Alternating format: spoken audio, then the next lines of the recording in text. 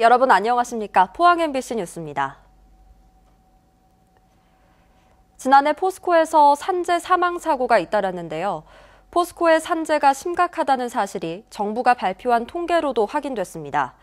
고용노동부가 최근 중대재해가 많은 사업장 등 산업안전보건법을 위반한 천여 곳의 명단을 공표했는데 포스코와 포스코건설이 명단 곳곳에 이름을 올렸습니다. 장성훈 기자입니다. 지난해 국내에서 산재로 2명 이상이 사망한 사업장 명단입니다. 포스코가 하청업체와 함께 불명예스러운 20개 사업장에 이름을 올렸습니다. 포스코의 심각한 산재가 오래된 병폐임을 확인해주는 통계도 나왔습니다. 500인 이상 기업 가운데 최근 3년간 2회 이상 중대재해 사업장 공표 명단에 포함된 겁니다. 지난해 노동시민단체가 최악의 살인기업으로 선정한 포스코건설의 산재도 심각합니다. 시공능력 102인의 건설사 가운데 3년 연속으로 중대재해가 발생한 사업장 17개에 포함됐습니다.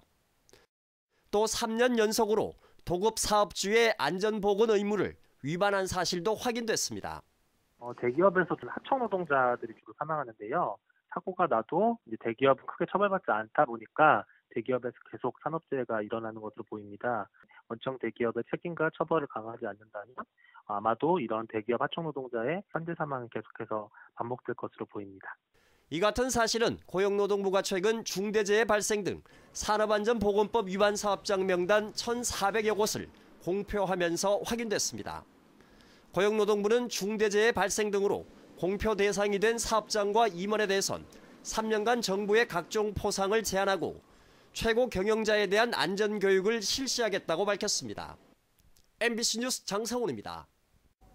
중국 우한에서 시작된 신종 코로나 바이러스로 국내에서도 4번째 확진자가 발생하면서 경북도 내 보건소가 관리 중인 능동감시 대상자도 밤사이 1명이 추가돼 12명으로 늘었습니다.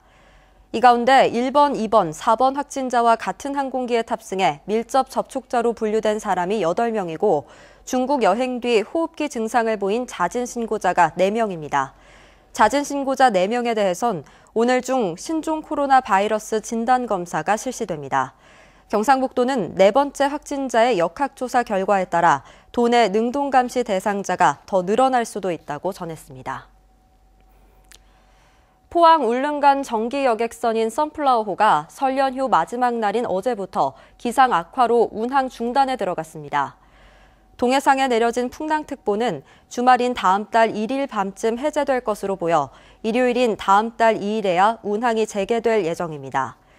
울릉도를 찾은 설 귀성객과 관광객은 대부분 설 다음 날인 지난 26일 서둘러 육지로 나왔지만 현재 울릉도와 육지를 잇는 교통수단은 선플라워호가 유일해 당분간 섬 주민들의 불편이 이어질 전망입니다.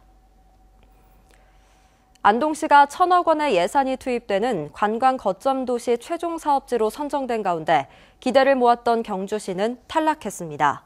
문화체육관광부는 오늘 오전 안동과 강릉, 전주, 목포 등 4곳을 지역관광 거점 도시로 최종 선정하고 5년간 국비와 정책 지원을 약속했습니다. 한편 경북 대표로 안동과 함께 관광 거점 도시에 지원했던 경주시는 풍부한 관광 인프라에도 불구하고 탈락해서 아쉬움을 주고 있습니다. 경주 세계문화 엑스포는 설 연휴 동안 지난해보다 배나 많은 관광객이 찾았다고 밝혔습니다. 연휴 나흘간 경주 엑스포를 찾은 관광객은 5천여 명으로 지난해 2,600여 명보다 배나 늘어났고 특히 대만 등 외국인 관광객도 하루 평균 130여 명이 찾은 것으로 나타났습니다.